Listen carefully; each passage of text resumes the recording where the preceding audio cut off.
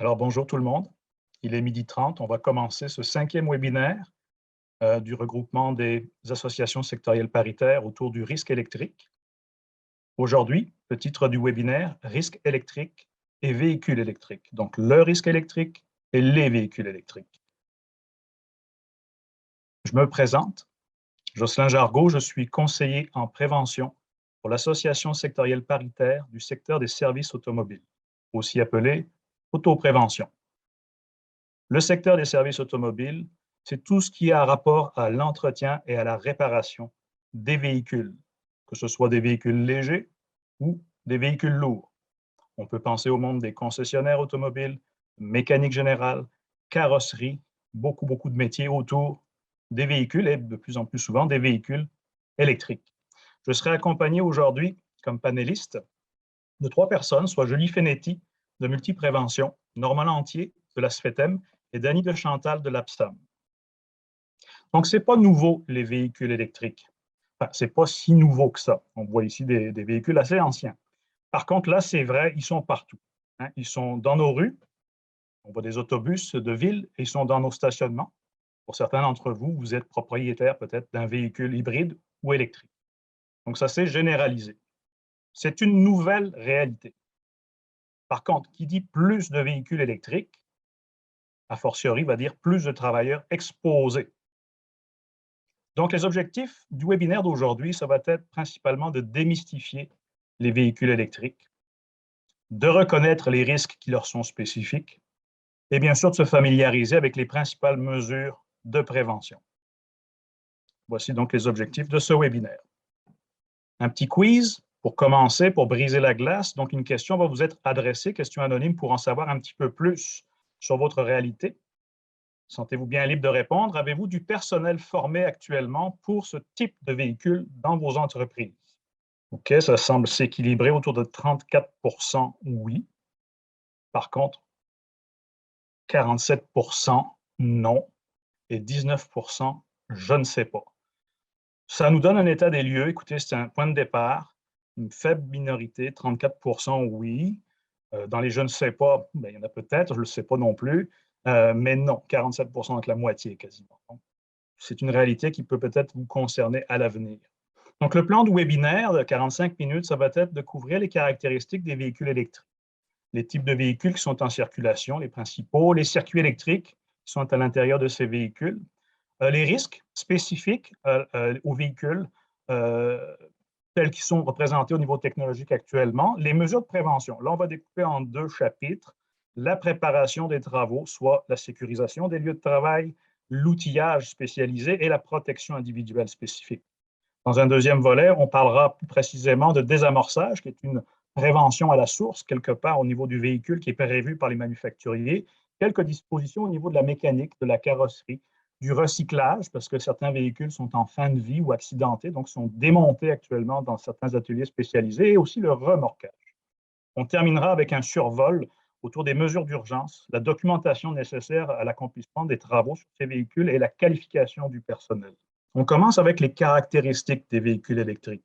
À la fin des années 90, même pendant les années 90, quand même sont devenus populaires une première génération de véhicules, les véhicules hybrides. Pour simplifier, les véhicules hybrides, c'est l'association de 2 motorisations, donc un moteur à essence qui a quand même encore la première position, mais qui est assisté d'un moteur électrique. Donc, la combinaison des deux qui nous vaut l'appellation de véhicule hybride. Par la suite sont apparus les véhicules hybrides rechargeables, où l'on a encore l'association des 2 motorisations. Toutefois, la motorisation électrique prend la première position et c'est une assistance par une génératrice à carburant. Donc, on va appeler ça des hybrides rechargeables. Plus récemment, c'est l'avènement du véhicule, on va dire, tout électrique, ou véhicule électrique. On a aussi un véhicule d'une marque bien réputée dans ce domaine. Donc là, on a vraiment un véhicule où le moteur électrique est seul. Par contre, l'inconvénient, c'est que lorsque la batterie de propulsion, la batterie de traction, batterie haute tension, est à plat, ben, le véhicule tombe en panne. On voit ici un véhicule qui est représenté d'un côté graphique. On voit en orange la batterie de traction. Sur ces véhicules-là, la batterie est plus volumineuse, plus énergétique, bien sûr aussi. Elle occupe souvent le dessous du véhicule. Pour identifier nos véhicules sur nos routes, il y a d'abord l'appellation qui est obligatoire hein, sur le véhicule lui-même. C'est aussi un motif à faire une publicité autour du véhicule. Donc, à l'extérieur du véhicule, on doit avoir des monogrammes comme ceux qu'on voit ici à gauche. Et au Québec, on a aussi le lettrage vert sur la plaque d'immatriculation qui est propre aux véhicules hybrides rechargeables et tout électrique. Sous le capot, là, c'est plus évident. On voit des choses apparaître qu'on ne voyait pas sur nos véhicules traditionnels. On va voir le câblage de couleur orange, câblage d'un diamètre quand même plus conséquent. On parle d'environ 1 pouce de diamètre. Donc, on voit ici ce câblage qui arrive probablement de la batterie haute tension en amont pour desservir des composantes haute tension sous le capot, comme l'onduleur de puissance. Les composantes vont être identifiées aussi avec des symboles propres au risque relatif à la haute tension, comme on le voit sur la photo. Parlons un peu de circuit électrique. On va parler de circuit basse tension et de circuit haute tension. Effectivement, sur les véhicules électriques ou hybrides, on aura la présence de 2 circuits électriques, de 2 types. On va dire le circuit ordinaire, traditionnel, 12-24 volts, tel que l'on retrouve dans nos véhicules traditionnels, avec une batterie acide plomb, des accessoires électriques traditionnels comme les essuie-glaces. Et on parle encore, bien sûr, d'un circuit unifilaire relié à la masse, carrosserie ou châssis. Sur les véhicules électriques, bien sûr, nécessité oblige, un circuit haute tension. On parle d'environ, pour un véhicule de tourisme automobile léger, d'environ 400 volts. Peut-être un peu plus haut, peut-être un peu plus bas. On parle d'une batterie haute tension, qu'on appellera aussi batterie de traction. On a branché sur ce circuit-là un moteur générateur, un moteur électrique. Il va y avoir un circuit de recharge. On va même parler de circuit de régénération de la tension électrique et multiples composantes haute tension, 7 ou 8 en fait, en général, parmi celles que je vous présenterai aujourd'hui. Le filage de couleur orange, bien distinctif toutefois de ce circuit. Ce qui distingue en fait ce circuit, ce n'est pas seulement sa couleur, c'est sa caractéristique. C'est un circuit qui, lui, est complètement isolé du véhicule. Dans les câblages orange qu'on a vus sous le capot, il peut y avoir 2 ou 3 conducteurs. Que l'on soit en amont ou en aval de la batterie de traction, on peut avoir du courant continu, on peut avoir du courant alternatif. Il y a des transformateurs, il y a des redresseurs, des onduleurs. C'est un circuit, je le rappelle, qui est non relié à la masse et qui est très bien isolé. La norme internationale au niveau des véhicules automobiles parle de 500 ohms par volt comme niveau d'isolation. Donc, c'est une boucle, une loupe, très simplifiée ici toutefois, mais qui nous permet de voir l'intérieur d'une batterie de traction, ou ce que l'on voit en orange, les fameuses cellules, qui sont regroupées en petits paquets qu'on appelle des modules. Une batterie étant constituée de plusieurs modules. Sur cette loupe, sur ce circuit, on va avoir des relais, on va avoir des fusibles, on va avoir des bornes de mesurage ou de branchement, et ce qu'on ne voit pas encore très bien en bas, un coupe-circuit physique qui permet d'ouvrir cette loupe. On voit ici un petit peu plus précisément au sein d'un véhicule comment ça se constitue. On voit en arrière un accumulateur ou batterie haute tension. On voit en rouge que sur ce véhicule-là, parce que ce n'est pas standard, le coupe-circuit est à proximité de la batterie. On voit des câbles haute tension qui parcourent le véhicule de l'arrière vers l'avant. Ça passe en dessous sur ce modèle-là. Et en avant, sous le capot, des unités de puissance et autres composantes, boîtiers de jonction, etc. La climatisation, par exemple, désormais, qui est en haute tension sur les véhicules électriques. En termes de batterie, les 2 technologies qui ont fait leurs preuves, un peu plus anciennes, la première génération de véhicules Prius, Honda Civic des années 2000, on parle de nickel hydrure métallique, NiMH, des batteries un peu moins énergétiques, où l'électrolyte, c'est de l'hydroxyde de potassium. Ce type de batterie a tendance à disparaître au profit des batteries lithium-ion ou lithium ionique liquide, pour le moment, avec une plus forte densité énergétique et un électrolyte liquide organique. Donc, ce sont principalement les 2 technologies qui ont fait leurs preuves jusqu'à aujourd'hui, parce que ça évolue et bien évidemment, on verra de nouveaux types de batteries apparaître dans les prochaines années. Alors, on va continuer avec les risques spécifiques aux véhicules électriques. Quand on pense véhicule électrique, on pense à différents risques qui sont possibles. On va commencer en général à penser à un risque de contact direct ou indirect avec quelque chose qui serait sous tension, sous haute tension, avec le risque bien sûr de choc électrique, voire d'électrocution. Alors, l'intervention proche de composantes haute tension peut nous faire craindre ce risque-là. Un travail sur un véhicule qui aurait eu une perte d'isolation, on a juste à penser à un véhicule accidenté, pourrait aussi nous faire craindre ce risque-là. Mais il y a d'autres risques possibles, comme le risque d'éclat d'arc électrique.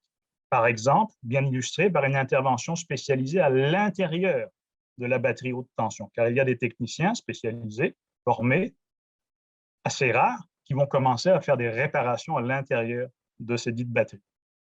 Il y a aussi d'autres dangers, comme l'exposition à des contaminants chimiques qui peuvent être nocifs ou corrosifs. On a juste à penser aux électrolytes, et un risque qui est de plus en plus documenté, qu'on voit à l'occasion dans les journaux, des risques de feu et d'explosion avec une notion qu'on va développer un petit peu, soit l'emballement thermique, qui est spécifique, je le rappelle, aux batteries lithium-ion.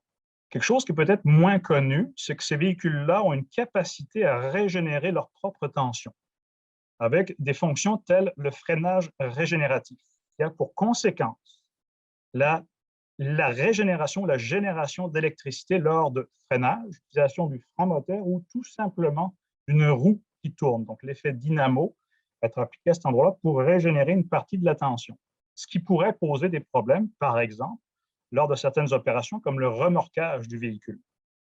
Donc, il y aura des conditions pour le remorquage de ces véhicules qui sont spécifiques et relatifs au freinage régénératif. Pour ce qui est de l'emballement thermique, si vous vous trouvez à proximité d'une batterie lithium-ion qui est remplie, je vous le rappelle, d'électrolytes liquides organiques, mais que vous voyez des étincelles, de la fumée, du bouillonnement, c'est un signe de surchauffe et là, on peut dire que ça ne va pas bien. Le risque final, c'est un risque de feu et je vous conseille soit de vous éloigner, soit d'éloigner la batterie, ou les deux. Parce que la conséquence va être probablement difficile à contrôler et assez spectaculaire. Je vous montre en image un emballement thermique. C'est une petite vidéo, ce n'est pas très long, juste pour qu'on voie un peu le phénomène assez intense de l'emballement thermique et penser à un véhicule qui aurait été accidenté et que la batterie aurait été déformée, impactée. C'est la même technologie, c'est une batterie lithium-ion. Petite batterie, mais qui fait quelque chose d'assez conséquent. Il y a vraiment un emballement. On regarde au ralenti, comme une réaction en chaîne, on n'est pas capable de comprendre.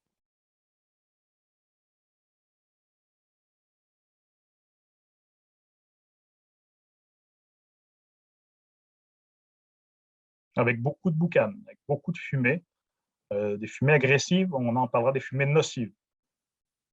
C'est ça l'emballement thermique. Donc ça, c'est spécifique à la technologie des batteries au lithium-ion. Une deuxième question pour en savoir un peu plus sur votre réalité. D'après vous, est-ce que vos techniciens qui ne sont pas formés sont conscients de ces risques-là? Je dirais qu'on a un peu les mêmes proportions que tantôt. C'est sûr qu'avec les médias, l'information publique circule, on en voit, hein, ces risques d'emballement thermique des véhicules qui prennent feu, ça fait la chronique des journaux à l'occasion. Donc, 28 pensent que oui, les techniciens non formés sont quand même conscients des risques. Quand même, 55 sont convaincus que non, ils ne sont pas conscients des risques. Et 16 je ne sais pas. Mesure de prévention, on va commencer avec la préparation des travaux. Pour les véhicules ou l'arrivée d'un véhicule électrique sur le site d'un établissement, on va recommander éventuellement d'implanter un processus spécifique. Exemple, au niveau du stationnement, on s'assurera de maintenir un stationnement dégagé de ces véhicules-là. On penserait à un véhicule qui peut être en bon état comme celui-ci, mais ça peut être un véhicule qui est très accidenté. Donc, on va y appliquer une surveillance et éventuellement peut-être une intervention pompier, on ne le sait pas, si ce véhicule-là souffrait d'emballement thermique. Les véhicules endommagés, on va même recommander une quarantaine à distance. Avec des distances de sécurité, on parlera souvent de 15 mètres. Pour ce qui est des véhicules gravement accidentés ou VGA, on parlera aussi de repérage et désamorçage le plus tôt possible dans le processus d'intervention sur le véhicule. Ne pas tarder finalement à faire le désamorçage. Le désamorçage, je vais en reparler, mais c'est d'isoler la tension électrique à l'intérieur de la batterie, mais de l'enlever du reste du véhicule. Le véhicule est à l'atelier, on va parler ou on va commencer à parler de travaux spécialisés et aussi éventuellement du démantelage, hein, en fin de vie utile du véhicule lors d'un accident grave, il va être amené à un atelier de recyclage. En fait, tous les travaux qui impliquent les composantes haute tension. Ça, il faut être ouvert par rapport à ça Qu'est-ce que c'est comme travail? Ben, on va commencer à y développer, mais on pourrait penser au désamorçage déjà pour commencer. Pour intervenir à cet endroit-là, au niveau de l'atelier, on va recommander une zone de travail ceinturée, un périmètre à environ 3 pieds du véhicule, qui va limiter l'accès au véhicule seulement à des personnes qu'on va dire qualifiées. On va y revenir vers la fin du webinaire. C'est un espace qui va être exempt d'eau ou de neige fondante. Bien évidemment, ça ne fait pas de ménage avec l'électricité. Les composantes haute tension, je ne les nommerai pas toutes, mais vous en avez plusieurs ici à l'écran. Toutefois, je vous inviterai à regarder en diagonale un petit peu, mais à orienter vos yeux vers la droite. Le coupe-circuit fait partie des composantes haute tension. Donc, quand on va parler de retirer le coupe-circuit pour désamorcer le véhicule, ben, c'est une intervention sur une composante haute tension. Toute intervention sur ces composantes, et c'est marqué dessus, devra être faite par un technicien qualifié seulement. Donc, la notion de qualification revient souvent, bien évidemment, pour intervenir sur ces véhicules.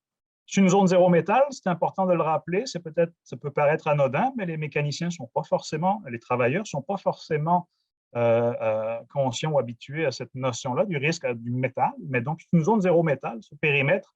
Donc, on va y enlever, bien sûr, tout ce qui est bijoux comme bagues, montres, ceintures ou boucles de ceinture, les stylos, les téléphones, les lunettes, etc. Pour un véhicule non fonctionnel, on va y éviter de faire tourner les roues pour le principe de freinage régénératif que je vous ai parlé tantôt. On peut utiliser à l'occasion des chariots de déplacement comme celui qu'on voit ici à l'écran. Pour les véhicules endommagés, il peut y avoir des dispositions supplémentaires.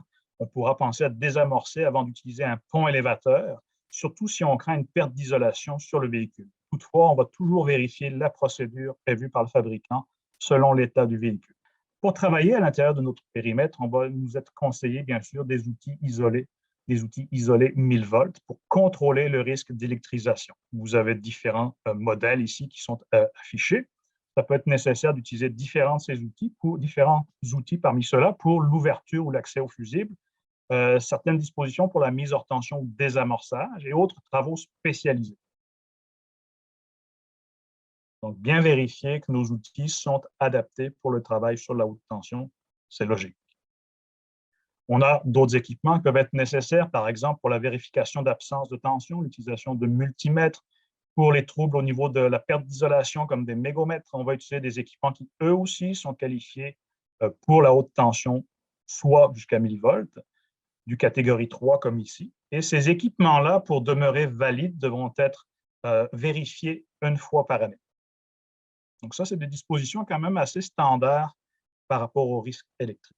Au niveau de protection individuelle, on va se rappeler les deux types de risques principaux, le choc électrique, l'éclat d'arc électrique. Donc, on va rentrer en détail sur qu'est-ce qui pourrait être nécessaire en fonction des travaux que l'on a exécutés. On va commencer avec nos mains, on va les protéger, on va recommander le port d'un sous-gant en coton pour la sudation peut-être au niveau des mains. Bien évidemment, le gant qui nous protège, le gant isolant, classe 0, 1000 volts, c'est marqué dessus. Je vais revenir sur la notion de test diélectrique. Le gant va être protégé, toutefois, par un surgant de cuir approprié. Et vous avez remarqué un petit peu plus court, et c'est volontaire, un petit peu plus court que le gant isolant. On veut que le gant isolant déborde légèrement du gant de cuir, qui est un gant protecteur, je le rappelle, qui ne protège pas de l'électricité, mais qui protège mécaniquement de la perforation, par exemple, le gant jaune. Au niveau des pieds, en plus d'une protection mécanique, le triangle vert CSA, on va avoir une protection électrique avec le sigle UOM, le fer à cheval, qu'on voit juste en dessous. Donc, une semelle isolante. Recommandez aussi le tablier isolant. Certaines interventions, comme à l'intérieur du battery pack, ça va être bien important de porter cet équipement-là. Au niveau de l'arc flash, au niveau de l'éclat d'arc, donc des interventions à l'intérieur du battery pack nécessiteraient absolument le port de ces équipements-là. On va recommander une visière contre les éclats d'arc, telle que celle qu'on voit à l'écran. En général, catégorie 2 va être suffisant pour le niveau d'énergie qu'on retrouve actuellement sur des véhicules de tourisme. Il faudrait vérifier toutefois sur des véhicules plus puissants. Le linge, pareil, contre les éclats d'arc, c'est marqué dessus. On vérifie Arc Rated, catégorie 2. On est dans la même catégorie que la visière. On aurait des équipements ici qui seraient intéressants pour travailler au niveau d'une batterie haute tension. Ça fait le survol des équipements de protection. Toutefois, on va préciser qu'au niveau des gants de protection, pour qu'ils demeurent protecteurs, il faut qu'ils subissent des tests. On va commencer par le test d'étanchéité qui, lui, doit être vérifié à chaque utilisation. On a quelques images ici qui nous démontrent comment procéder à un tel test. Et en plus du test d'étanchéité à chaque utilisation, on va avoir besoin, sur une base périodique, de faire une certification diélectrique. Voyez-vous, c'est marqué dessus. Celui-là, il est passé date, ça fait longtemps. Une certification diélectrique aux 6 mois maximum. Ce qui peut vouloir dire, par nécessité, détenir au minimum 2 paires de gants et en rotation, pouvoir faire les tests diélectriques tout en conservant une paire de gants qui, elle, est testée pour le 6 mois à venir. Alors, gants de protection, quand les porter? Ce serait facile d'avoir une réponse standard. Toutefois, je vais dire la réponse clé, c'est suivre la procédure. Je vous ai mis à l'écran un exemple, mais ce n'est qu'un exemple de Toyota qui dit que les gants doivent être portés à chaque fois que vous travaillez à proximité d'une composante à haute tension. Et là, je ne vous lirai pas toutes les composantes, on les a vues à l'image tantôt.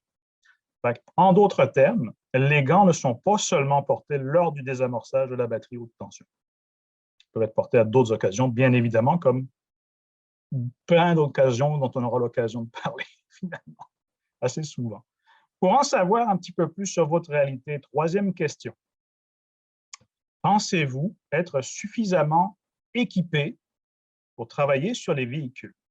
64% non. Seulement 18% oui. Et 18% je ne sais pas. OK, donc on ne serait peut-être pas équipé suffisamment. C'est intéressant, ça, d'apprendre ça. Effectivement, ça va être une des conclusions, hein, se préparer et s'équiper. Ça va être pas mal une règle de base pour intervenir correctement au niveau de ces véhicules-là. Alors, justement, pour développer un petit peu les notions de prévention, on va parler de prévention à la source. Une des mesures qui est prévue par tous les fabricants de ces véhicules-là, c'est la possibilité de faire ce qu'on appelle un désamorçage du véhicule. Et je le rappelle, le désamorçage n'enlève aucunement l'énergie à l'intérieur de la batterie de traction, mais bien comme à l'isoler à l'intérieur du battery point, on appelle aussi. Par contre, va retirer la haute tension au niveau de tous ses composants. Ce que je vais vous livrer à partir de maintenant, c'est les standards. On va dire les étapes classiques qu'on va retrouver dans les différentes procédures des fabricants. Toutefois, c'est marqué en orange en bas à gauche, attention, toujours suivre la procédure du fabricant en premier. Il est possible qu'on y retrouve l'essentiel des étapes que je vais vous présenter, mais il peut y en avoir d'autres supplémentaires, bien évidemment.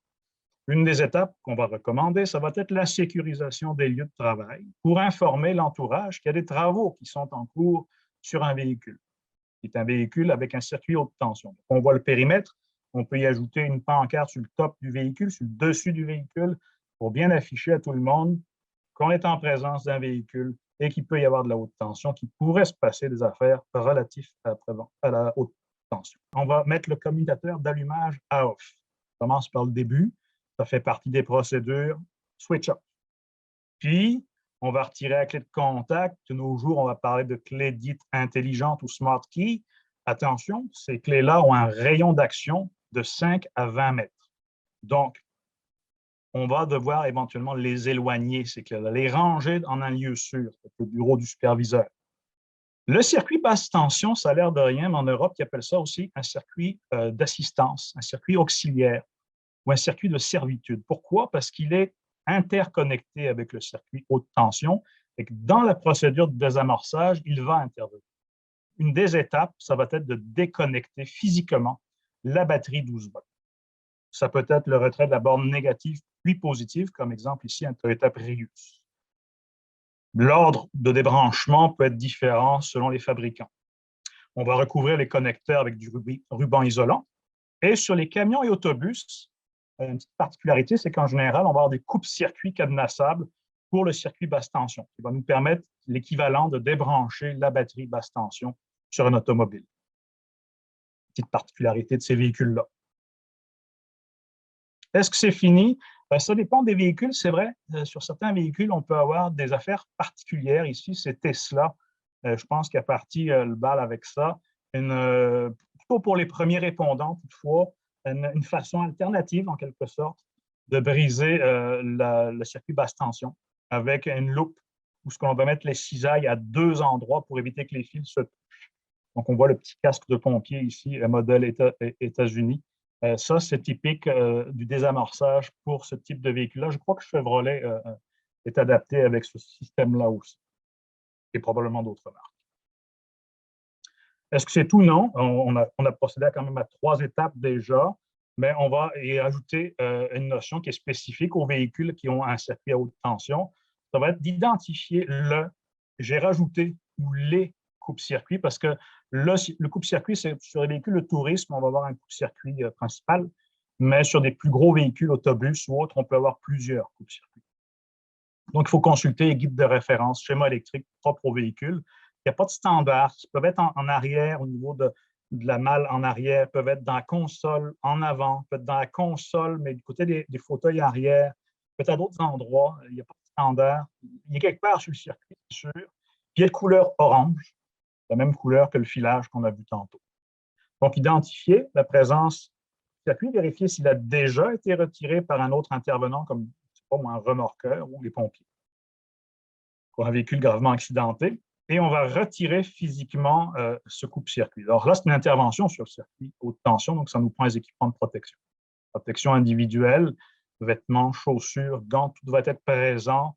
C'est un peu comme la manœuvre d'un sectionneur. On va recommander d'utiliser une seule main pour le retirer et on va le ranger, ce qu'on appelle le levier, qui est la partie supérieure qui est retirée ici.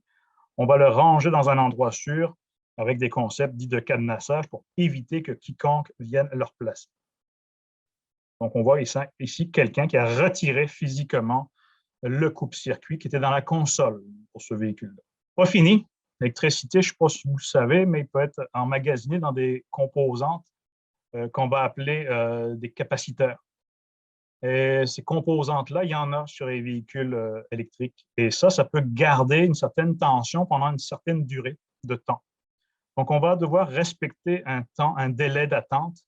On recommande au moins en général 15 minutes pour s'assurer que ces condensateurs se soient libérés de toute tension résiduelle. Donc, sauf indication différente, on va appliquer la règle du 15 minutes ou on va vérifier sinon dans le manuel technique du fabricant. Ça peut être moins. 15 minutes, ce sera conservateur. On va checker. On va vérifier l'absence de tension. Donc, on va faire une VAT. Et là, c'est une étape où ce qu'on va avoir besoin, encore une fois, de garder notre protection individuelle, d'avoir des équipements qui sont adéquats, on va dire certifiés pour un travail sur de la haute tension. On va s'assurer que la tension est redescendue le plus bas, idéalement proche de 0, moins de 30 volts pour confirmer le désamorçage. Toutefois, pour cette étape-là, il peut y avoir des formations spécifiques, certaines procédures comme l'utilisation du multimètre. Il y a des étapes à suivre pour se garantir une mesure sécuritaire et, on va dire, précise. Et les points de contrôle, donc le nombre de mesures qui vont être nécessaires, ça dépend du manufacturier, mais il va y en avoir plusieurs. Ce n'est pas un seul endroit qu'on pourra tout vérifier où il y aura plusieurs lectures à faire, c'est-à-dire. Donc, il va y avoir des procédures et de la formation aux procédures devront être garanties pour cette étape-là de la vérification d'absence de tension. On voit un travailleur qui est en train de vérifier ici sur un volt. En résumé, je voulais m'assurer qu'on se soit bien compris. Il y a plusieurs étapes pour le désamorçage, on est bien d'accord.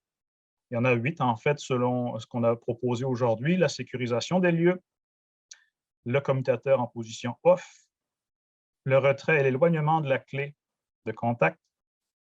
Et de nos jours, on sait, il y a un article dans le journal aujourd'hui sur tous les moyens qu'il y a d'intervenir à distance sur nos véhicules. Donc, ça peut être un problème, ça aussi. Déconnexion de la batterie physique, la batterie basse tension, circuit de servitude. Identifier la position du fusible et retrait du coupe-circuit. Fusible, coupe-circuit, ça va être sensiblement la même chose. Attendre 15 minutes les condensateurs qui maintiennent cette énergie-là, le temps qui se libère, et la vérification avec toute la procédure que je viens de parler pour s'assurer que le désamorçage a bel et bien été complété. Normalement, si on a complété cette procédure, on pourrait théoriquement envisager certaines étapes supplémentaires telles que le démontage. Ça pourrait être lors d'une campagne de rappel, comme c'est le cas actuellement sur certains concessionnaires, le retrait de la batterie. Donc là, on va avoir besoin de regarder ou de mettre en place notre périmètre tel qu'on le voyait tantôt pour le désamorçage. On va débrancher physiquement toute la connectique au niveau de tout ce câblage, de filage qu'on a vu au début du webinaire. Et on va protéger les contacts exposés avec du ruban électrique. Si vous voyez la photo qui est ici, qui a été prise il y a quand même déjà quelques années, il y a des erreurs. Donc, il y a des erreurs au niveau de la photo. Ce n'est pas du ruban adhésif électrique, mais du ruban de construction qui est utilisé ici. Donc, on va le proscrire.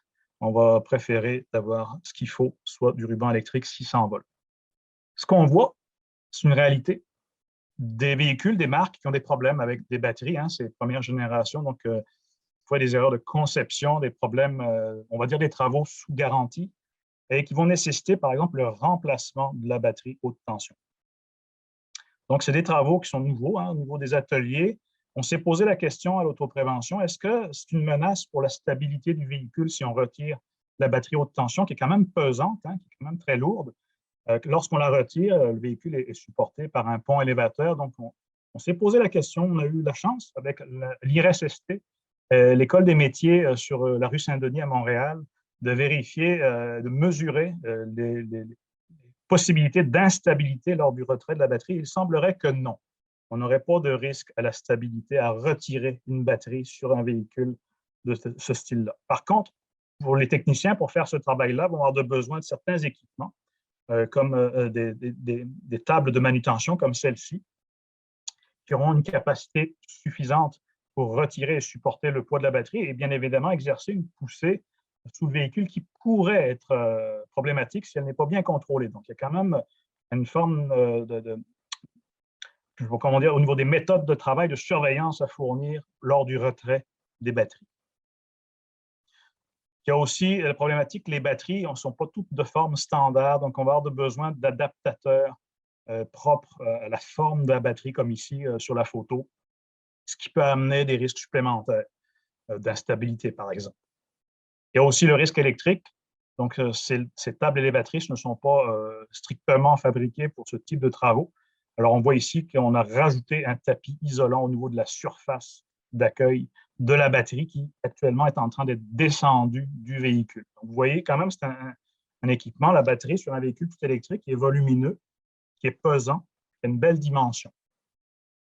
L'étape d'après, ça pourrait être d'intervenir à l'intérieur de la batterie.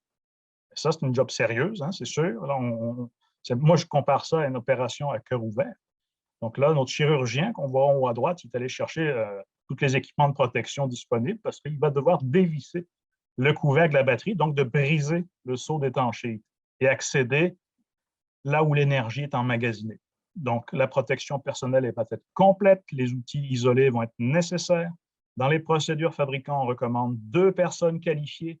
Donc, ça vous prend 2 kits de protection individuelle et on va recommander bien évidemment de recouvrir certaines sections ou la totalité de l'intérieur de la batterie pour n'intervenir qu'à un certain endroit, un peu comme un chirurgien mettrait un champ opératoire pour aller faire son opération. Il peut y avoir aussi de la manutention de ces batteries-là qui peuvent être réexpédiées à l'usine, au fabricant ou à d'autres intervenants. Donc là, on voit la nécessité d'avoir des équipements de manutention tels que des grues de plancher, chariots élévateurs, tout ce type d'élingage comme on voit à droite pour faire la manutention et pourquoi pas l'expédition des batteries. Pour l'expédition, comme ici, vous avez un extrait du manuel Porsche. On va utiliser des cocons de bois pour l'expédition d'une batterie et un retour au fabricant. Donc, il y a des notions d'élingage, des nouveautés qui n'étaient peut-être pas prévues au départ pour la manutention des batteries. Pour ceux qui se posent la question, c'est quoi la petite croix sur la boîte en bois qu'on voit ici? C'est le centre de gravité de la caisse pour l'élingage. Pour ceux qui se posent la question, c'est quoi cette étiquette en bas à droite sur cette boîte en bois? C'est une étiquette transport marchandises dangereuses qui est obligatoire pour ce type de batterie-là. C'est de la marchandise dangereuse, donc il y a des dispositions à respecter pour l'expédition, le transport et l'emballage. Entreposage, pourquoi pas aussi des batteries, ça peut être de la batterie neuve, ça peut être de la batterie usagée, voire endommagée, il va y avoir des dispositions particulières. Batterie neuve, on va en général recommander l'utilisation de l'emballage du fabricant. Ces batteries-là ne seront jamais déposées directement au sol. Pour les batteries usagées, endommagées, on va aussi avoir des recommandations telles que de les mettre à l'abri, parce que ça va être sensible des intempéries, les rayons du soleil, le heurt par un chariot élévateur. On ne veut pas frapper ça. On a vu qu'est-ce que ça donnait tantôt, l'emballement thermique. Hein? Donc, on pourrait penser à un palettier ou un racking très éloigné. On parle de 15 mètres des bâtiments ou des marchandises sensibles comme du combustible ou de l'inflammable. On pourrait penser à un local séparé, coupe-feu, ventilé, un conteneur, coupe-feu, ventilé, toutes ces réponses. En général, on va aussi recommander pour toutes les batteries, d'ailleurs, de ne pas les empiler, dû au fait qu'on aurait un risque de court-circuit et de bien garder l'orientation des batteries. Donc, il y a toujours un haut et un bas. On respecte cette orientation-là. Petite disposition supplémentaire, particulièrement pour des batteries pocket, surveiller l'échauffement. Il n'y a pas de réponse toute claire, mais ça peut être plusieurs jours, plusieurs semaines, voire plus. On a ici différents équipements qui pourraient permettre de surveiller périodiquement une batterie qui commencerait à faire un emballement thermique pour le détecter avant la fumée, avant les étincelles, avant qu'il soit trop tard. On pourrait détecter la surchauffe. Ce serait une bonne disposition. L'emballement thermique, écoute, l'emballement thermique, c'est des feux difficiles. Okay? On voit ici des interventions en Europe. Ils ont développé au niveau des corps de sapeurs-pompiers des véhicules d'intervention spécialisés. On a un Fisker ici qui est en emballement thermique qui va être plongé dans un camion piscine. Donc, c'est ni plus ni moins qu'une piscine où il y a plusieurs milliers de litres d'eau. On dit que pour éteindre un véhicule hybride, ça peut nécessiter 4000 litres d'eau. Pour un véhicule tout électrique, 8000 litres d'eau. On voit aussi des pompiers qui interviennent à un véhicule en flammes à l'entrée d'un tunnel, imaginez, mais le pompier est équipé d'un scaphandre autonome. Les fumées lors de l'emballement thermique sont très nocives, très corrosives. Un petit détour par d'autres types de travaux qu'on retrouve dans le secteur automobile. Je vais mettre la vitesse, la deuxième vitesse. Travaux de carrosserie. Écoute, travaux de carrosserie, assurez-vous que la procédure de désamorçage a été effectuée avant certains travaux comme le soudage. Bien important. Attention aussi aux températures et durées excessives lors de certains procédés comme les cabines de peinture où on a un mode qu'on appelle cuisson. Donc, on va monter la chaleur à l'intérieur de la batterie de peinture, la cabine de peinture. Et ça, la chaleur, ce n'est pas bon au niveau de la batterie haute tension. Donc, il y a des dispositions de certains fabricants qui peuvent demander carrément de retirer la batterie. Donc, il peut y avoir d'autres restrictions aussi qui sont prévues par le fabricant pour certains travaux de carrosserie. Je vous invite à surveiller, à vérifier, à vous renseigner. D'autres métiers comme le recyclage des véhicules, donc des véhicules accidentés en fin de vie utile, ils vont être démontés. On appelle ça la décontamination ou dépollution des véhicules. Même principe, on va s'assurer que la procédure de désamorçage est effectuée. On va enlever les liquides comme pour un véhicule habituel. Il peut y avoir d'autres liquides, bien sûr, comme du réfrigérant. Et on va retirer normalement les composantes haute tension dans l'ordre qui est prévu par une procédure du fabricant. Les principaux fabricants réputés auraient une procédure aussi pour cette étape-là. Au niveau du remorquage, 3 niveaux, véhicule peu accidenté, ça va être sensiblement les étapes que je vous ai parlé tantôt. On les revoit ici à l'écran. Ça va être difficile d'éloigner la clé de contact. Une astuce de métier, ranger la clé de contact à l'intérieur de papier aluminium, ce qui va briser les ondes d'émission et de réception de la clé dite intelligente. Le remorquage, on va parler de remorque à plateau, de dépanneuse à plateau. On ne va pas toucher au câble orange, on ne va pas installer des crochets ou des chaînes de métal à côté d'un câblage ou d'un filage orange qui a peut-être été brisé lors de l'accident. C'est logique. On va utiliser des courroies textiles comme ici. Et on va aussi vérifier les procédures spéciales pour certains fabricants. Je vous ai montré ici un véhicule pour lequel il y a un crochet de remorquage qui est prévu par le fabricant pour hisser le véhicule sur la remorque à plateau. On ne veut pas que les roues tournent. On l'a dit tantôt, le freinage régénératif va redonner de la tension sur un véhicule qui est déjà abîmé par l'accident. Ce ne serait pas une bonne idée. C'est une perte d'isolation, ça peut être dramatique. Donc, on va la hisser sur des remorqueuses qui sont prévues plus spécifiquement pour ce type de véhicule-là. Ou sinon, des accessoires, comme le petit dessin nous le montre en bas à droite, qui est plus rare. Remorquage d'un véhicule très accidenté, on va avoir la procédure complète qui va s'établir, retrait de la batterie, basse tension, et pourquoi pas aussi retrait du coupe-circuit principal. Ce sont des procédures de type NFPA qu'on va souvent se référer pour ces étapes-là, les premiers répondants sont normalement formés aussi à ce type d'intervention. Il peut y avoir des cas spéciaux, là, je les passerai vite, mais véhicule immergé est un bon exemple. On dit que si vous n'êtes pas équipé, vous ne savez pas comment intervenir, demandez de l'assistance technique, technicien spécialisé véhicule hybride, style concessionnaire. Encore une fois, les premiers répondants. Il peut y avoir des procédures spéciales à vérifier, entre autres surveiller l'emballement thermique suite à une immersion, des choses comme ça. Petit quiz. Avec tout ce que je vous ai dit, allez-vous faire former des travailleurs prochainement d'après vous? Oui, 65% donc d'entre vous vont faire former prochainement des travailleurs. 13% non. 23% ne savent pas. Alors, on va continuer notre diaporama. Peut-être que vous allez avoir la conviction à la fin de ce webinaire. On a couvert les mesures de prévention. On n'a pas couvert mesures d'urgence. L'électrisation est un risque possible. Donc, ça va nous prendre des équipements de première intervention en entreprise. On ne doit pas toucher à quelqu'un qui est en électrisation. On va avoir besoin, donc, par exemple, d'une perche de sauvetage isolée, comme celle que l'on voit ici à l'écran chez un concessionnaire, qui va nous permettre de garder notre distance sur la longueur d'une perche pour, à cause de la tétanisation des muscles propres à une électrisation, pouvoir sortir la personne qui est prise après le filage, probablement. C'est un cas de 911, l'électrisation, c'est un cas suivi médical, toujours à prévoir dans ce type de situation. C'est important de le rappeler, mais les ateliers ne sont pas forcément habitués à ce type de risque. Éclaboussure aussi des électrolytes qui va être corrosif, un peu comme dans une batterie remplie d'acide. Pourquoi pas vérifier les équipements de protection individuelle qui sont requis, vérifier au niveau de la fiche de données de sécurité CIM 2015 du fabricant de la batterie, et l'accès à une douche oculaire d'urgence va toujours être à l'ordre du jour. Petit détour par les conditions médicales, ça je l'ai rajouté, mais c'est important de se rappeler que certaines personnes qui ont des conditions médicales ne devraient pas travailler sur les systèmes à haute tension. On va penser à certains dispositifs comme la pompe à insuline, stimulateur cardiaque, prothèse auditive. Au niveau documentation, on l'a vu que souvent, ça revenait suivre procédure, donc c'est évident que ça nous prend des documents de référence. On peut penser, on a parlé vers la fin au niveau du remorquage aux procédures NFPA, qui ont des fiches illustrées qui sont disponibles en ligne à www.evsafety.org. On peut commander par Internet.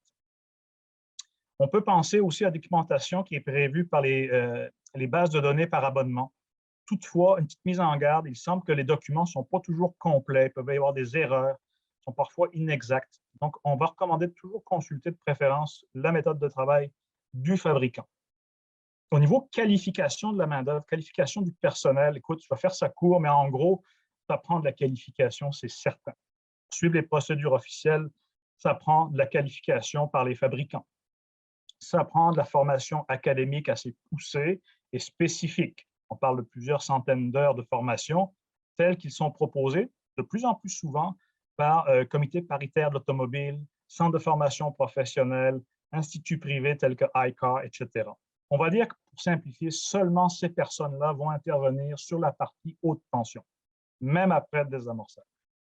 On va y inclure, pour l'ensemble du personnel, la bâtisse dans laquelle le monde se côtoie, ce n'est pas forcément tout le monde qui intervient sur le véhicule, aussi une formation à la sécurité qui va être adressée à tout le personnel d'atelier où l'on travaille des véhicules électriques. Je vous donne un exemple ici à droite. Les compresseurs d'air climatisé sont branchés sur la haute tension au niveau des véhicules électriques. Donc, ça fait travaux sur l'air climatisé va être a priori un travail sur la haute tension. Je donne un exemple de concessionnaire Audi ici.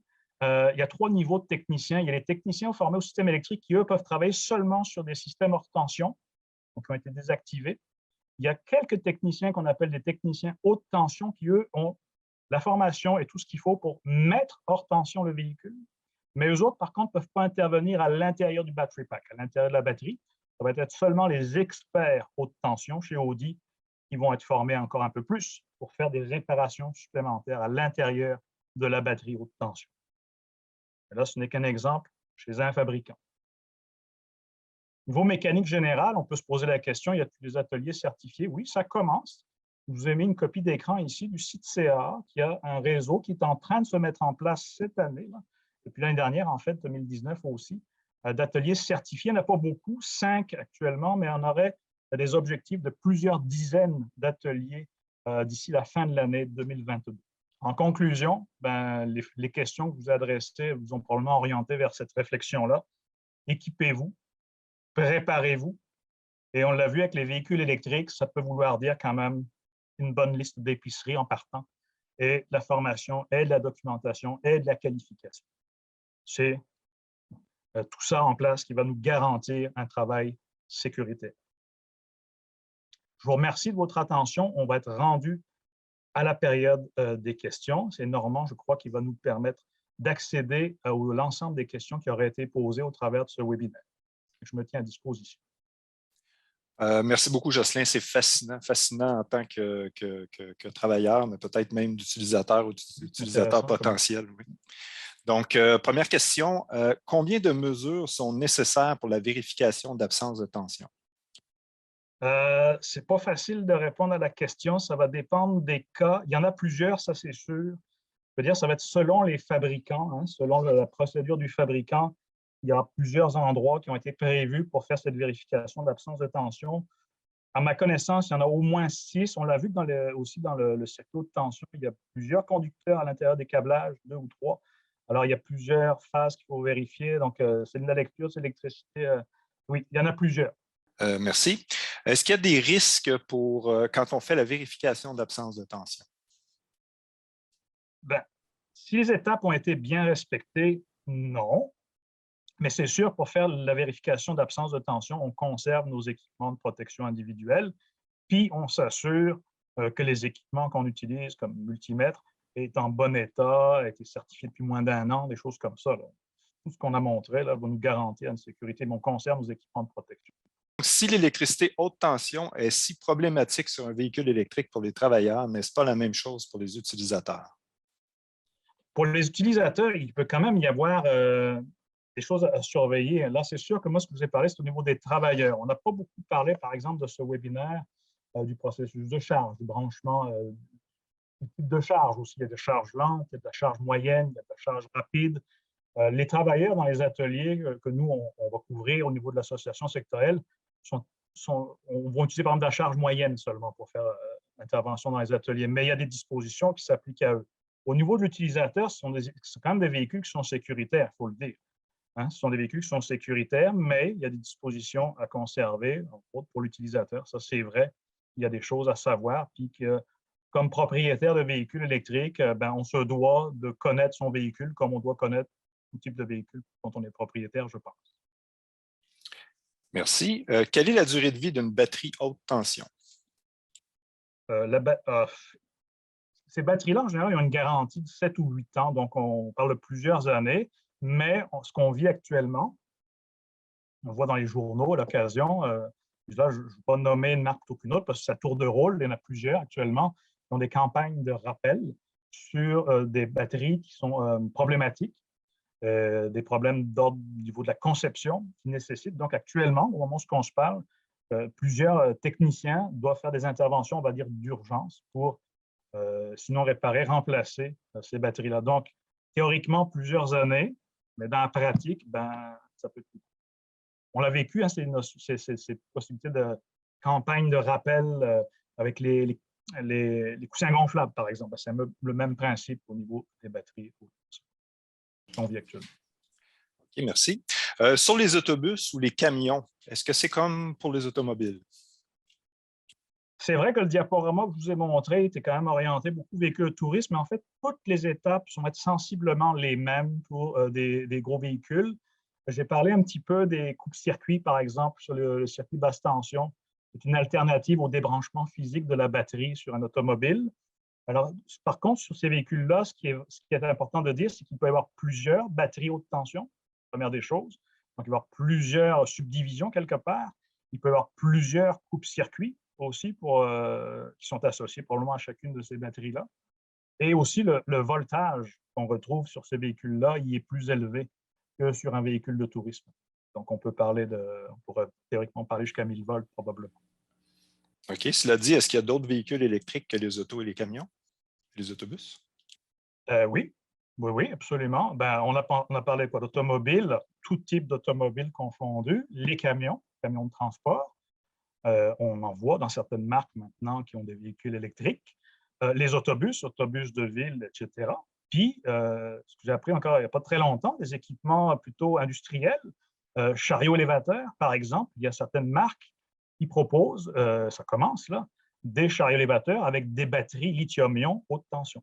Donc, on a cette possibilité-là qui s'ouvre à nous aussi. J'imagine peut-être des engins de chantier ou de mine, ça je ne connais pas tout à ce propos-là, mais des chariots élévateurs, il semble qu'il en existe, qui vont être commercialisés en tout cas dans les prochaines années. Tu as abordé la recharge tantôt. Est-ce qu'il y a d'autres choses qu'on devrait savoir sur la recharge? Au niveau de la recharge, là, c'est peut-être un domaine que je connais un petit peu moins, mais c'est sûr que ça prend les équipements homologués, bien installés. On parle quand même, ça peut être des équipements qui sont installés à domicile. Là. Donc, d'avoir un circuit dédié, de bon ampérage. L'emplacement de la borne de recharge, ça va être important d'être vérifié selon les équipements qu'on a ou qu'on n'a pas à la maison. Je ne sais pas, moi, du propane, une sorte d'affaires qui sont possibles. Hein? Donc, il y a des dispositions à respecter. L'ampérage, j'en ai parlé aussi. Et des équipements homologués, ça, c'est certain. Écoute, il y aura sûrement d'autres notions à développer pour les utilisateurs, mais les propriétaires, parmi les personnes qui nous écoutent aujourd'hui, peut-être ont déjà ces informations-là, je l'espère, mais c'est évident qu'il y a des notions à surveiller de ce côté-là aussi. OK. Et pendant combien de temps le risque d'emballement thermique peut-il être possible? Pendant combien de temps que le risque d'emballement thermique peut être possible? C'est difficile de répondre à tous les cas de figure. Est-ce que la batterie est intacte? Que la batterie a été frappée à un endroit, juste le pire endroit qui n'aurait pas dû être frappé, déformé, en perte d'isolation, mais ça peut être long. Ça peut être long, ça peut être plusieurs heures, plusieurs jours, voire plusieurs semaines. Donc, si on fait de l'entreposage, par exemple, longue durée de plusieurs semaines, plusieurs mois, ben, ça peut vouloir dire faire une surveillance périodique tant aussi longtemps que la batterie n'a pas été réexpédiée, éventuellement être démontée en matière première quelque part et remis à l'état de marchandise, on va dire, stable. Ça demeure une surveillance de tous les instants. OK. Une autre question, est-ce que les équipements de protection individuelle de catégorie 2 sont bons pour 800 volts, pour les batteries de 800 volts? Écoute, moi, au niveau de la catégorisation pour les risques d'arc, c'est plus au niveau du niveau d'énergie que pourraient développer ces batteries-là. J'ai très peu de données de ce côté-là. On parle toutefois que la catégorie 2 serait largement suffisante pour les résultats d'études que j'aurais pu obtenir. Moi, de mon côté, j'en ai à peu près pas eu. Donc, ce sera à surveiller, à vérifier. Absolument. C'est une question, en tout cas, à analyser si toutefois il y avait un doute par rapport à ce qu'on aurait besoin d'une catégorie supplémentaire pour bien se protéger. Okay, on parle plus d'énergie incidente et de ces choses. Parfait. On est pas mal arrivé à la fin. S'il y a des questions qui ne sont pas répondues, on les a enregistrées avec le Zoom, donc on pourra répondre ou vous pouvez contacter les gens de votre ASP. Donc, Jocelyn, je te laisse le mot de la fin. Ben, je vous remercie de votre attention, tout le monde. Je remercie Normand pour le soutien au niveau des questions, des quiz, les panélistes qui étaient présents aujourd'hui, les participants. Je vous souhaite le meilleur au niveau des véhicules électriques, mais aussi un déconfinement par étapes qui se rendra jusqu'au bout et en souhaitant pouvoir se revoir dans une autre formule, pourquoi pas en présentiel, en 2022 autour du thème du risque électrique et pourquoi pas des véhicules électriques. Donc, je vous souhaite une très, très belle fin de journée. Au plaisir.